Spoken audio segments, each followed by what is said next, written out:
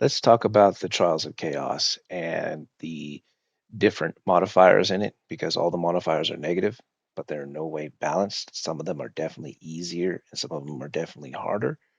So I got on the screen right there a quick list of what they all are. And if you keep watching this, I'm going to break it down for you into why I say some of these are way easy and some of these are way difficult and exactly what all of these things do. So let's get into it. Okay, first things first, blood globules. I think this is easy. This is an always instant pick for me. Giant red ball of blood um, spawns in, floats above you, drops down on you. Really easy to dodge. Really doesn't do that much damage. But there is an upgraded version of this. Like a lot of these modifiers will have like a stage two, which is harder. So the second one here, the blood globules two, it creates a pool of blood on the ground, and that pool of blood on the ground actually does do a good amount of damage. And so, like a lot of these, when you upgrade them, they become like more deadly. So in general, I do not recommend picking any of the upgraded versions, like the twos or the threes, unless like the number one gives you absolutely no problem, because the number two here can kill you, but the number one is completely harmless. Shocking turrets. Pretty simple, pretty easy. Spawns a bunch of turrets. In this clip here, you can see them above and below my characters shooting their lightning. Don't really do a whole lot of damage. And if you got the nice elemental resistances, really not that big of a deal. I almost always pick this every single time I see it. Okay, next we got Val Omnitect. This one is a giant big box pyramid-ish thing that you can see here. As far as I can tell, it doesn't really do a whole lot of damage or anything at all. I don't know if I'm missing something with this one, but it seems like basically harmless as long as you got that elemental resist. Next one here is Lessons Reach. Your projectiles go less distance and your attacks have less area of effect. Doesn't really seem all that super impactful. Um, it just doesn't seem to make that much of a difference, so it's pretty much an auto pick. This next one is Monster Speed. And so what this means is that when the monsters are doing their attacks, they're doing their attacks faster. I don't think it really, I mean, it doesn't affect their damage or anything. So I've picked this a couple of times. I've never noticed a difference. Okay, so Stormcaller Runes. This one is slightly more deadly. It does a fair bit of damage, but it summons these red circles on the ground, and you kind of got to stand in the circles for quite some times. They always kind of want to spawn like near your feet, and it calls down a bunch of lightning bolts on your head, and it does some damage. This one has upgraded forms, which do more damage and have bigger circles. So really, all not that big of a deal, but it certainly can kill you if you're not careful. Next up, we got Unstoppable Monsters. Pretty straightforward. Do you use stuns or slows in your build, or are you reliant upon that? Because I'm not really using it all that much. And so this one makes almost no difference for me when I'm playing the game, although the losing the out on the ability to stun my enemies does hurt a bit. Reduced recovery here, less health and mana regeneration, and then it also slows your energy shield recovery rate. I don't have any energy shields, so this one doesn't really hurt my build all that much, and it's an easy pick for me and my character. If you got an energy shield, this could really hurt you though. We have Time Paradox here. My build has no buffs, so buffs expiring faster doesn't do anything to me. If you have a bunch of buffs, obviously that's going to be a big deal. Debuffs expire 3 times slower is the real debuff or the problem with this one, because if you picked other modifiers that give you debuffs like corrupted blood or poison, those are going to become much more deadly. So this one by itself doesn't really do all that much, at least for me, and but it can, in combination with others, be a problem. Chaotic monsters here, they gain 20% extra damage as chaos damage. If you have chaos resist up to the cap of 75%, this only will actually add 5% damage, so it's not that big of a deal. But if you don't have any chaos resistance, then I don't recommend picking this one because 20% added damage is a lot. So first of the tier twos we got here is lethal rare monsters. This adds the modifiers that the things that make the rare monsters more difficult, and it shows up underneath their name there. Um, This can give you bad combinations, can put you in a bad spot, but I'm pretty used to dealing with rare monsters, so this isn't really that big of a deal for me at least, and it doesn't make the bosses more difficult. We got Drought here. This one may or may not give you any problems. Um, so you don't gain any flask or charm charges when you actually kill stuff. However, if you have it on the flask or the charm that it gains charges over time, you can still get charges that way.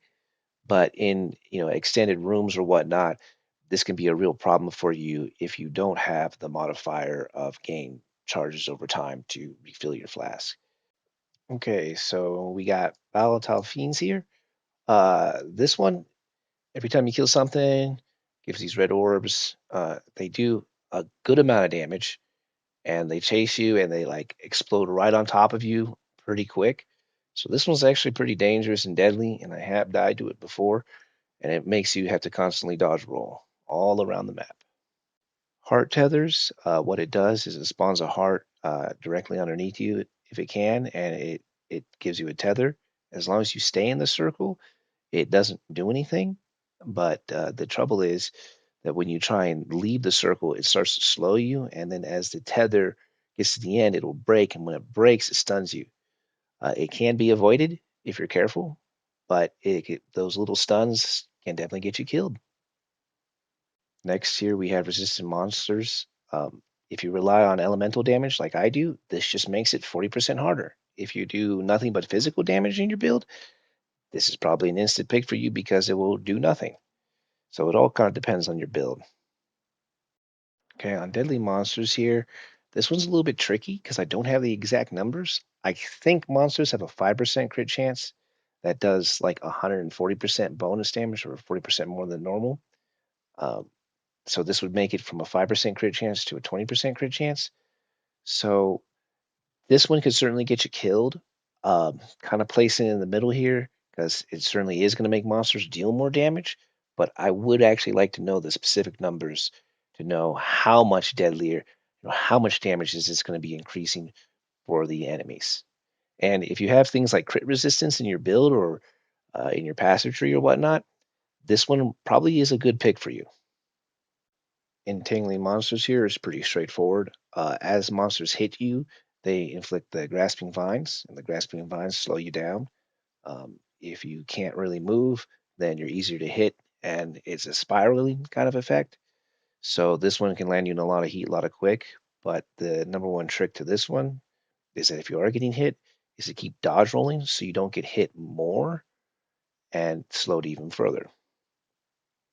We have enraged bosses here. Really straightforward. Bosses deal more damage to take less damage.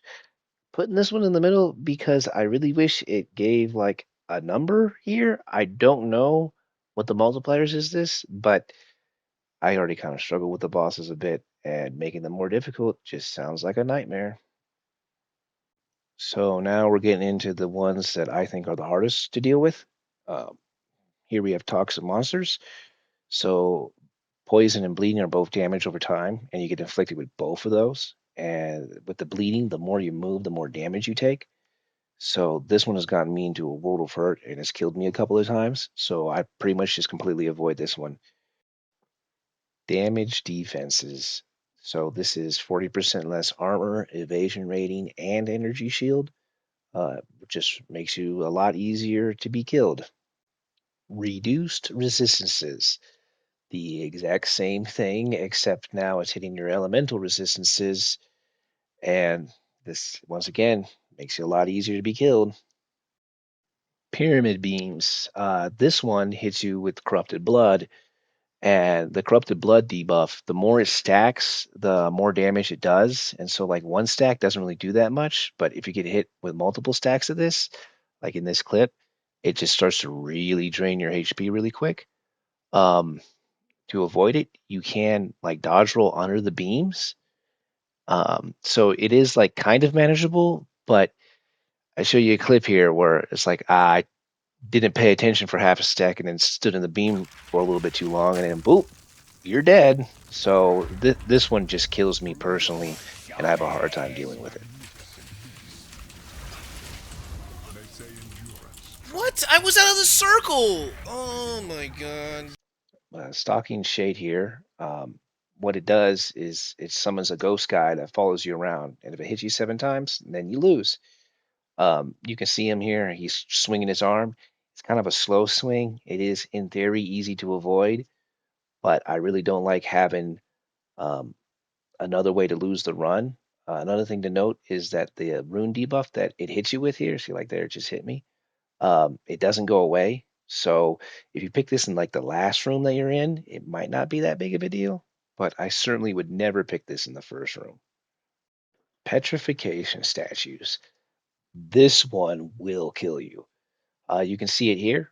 I got too close to these statues, the red beams come out, and then I'm turned into stone for 4 seconds. So it's a very easy way to die. It it can be dealt with. Um, like here, I'll show you that you can like the beams. They only hit you on the front end, so you can like hide behind them and stuff. But you can't like dodge roll out of the beam. So this one, it just killed me one too many times. Impending doom. So the huge problem with this one is it summons a small circle, which you can stand in and safe, but this big outer circle is the one that deals damage to you. And the problem with it is it does a lot of damage. I have a bunch of armor here, and it still did 1,000 damage to me. So this one will kill you. Escalating damage taken. So this one does exactly what it says it does. For every second you're in the room, you take 1% more damage, up to 50%. Unless you're only there for 10 seconds, this one is just going to end up getting you killed. You can see the debuff as it's stacking in this clip in the top left corner up there. I don't have a longer one because I don't want to throw away a bunch of runs dying to this. This one is literally never pick. In conclusion, I hope I demonstrated here why like some of these are way more dangerous than others. One of the biggest tricks to the trial of chaos is learning which of these modifiers basically do nothing, don't really hurt you all that much, and which ones totally mess you up. So the biggest tip I can give at the end here is, try and remember, oh, that's the thing that killed me. Let's not pick that again. Unfortunately, with this trial, you're going to be forced into picking something that really isn't that great, and it's like you got to pick the best of, bad choices. It's really only a few of these that like really can't be dealt with. Um, and like the number one thing is that there's also combinations. Is that if you pick a lot of things that prevent you from moving around, like the hard tethers or the impending doom, and it's like, oh well, now I'm kind of limited to this small space. Well, now you can't dodge the boss's attacks. Now you can't dodge the enemy's attacks, so you just die that way. So best of luck to you. I hope this helped you out, and I hope you learned something, and I hope this helps you in your endeavors.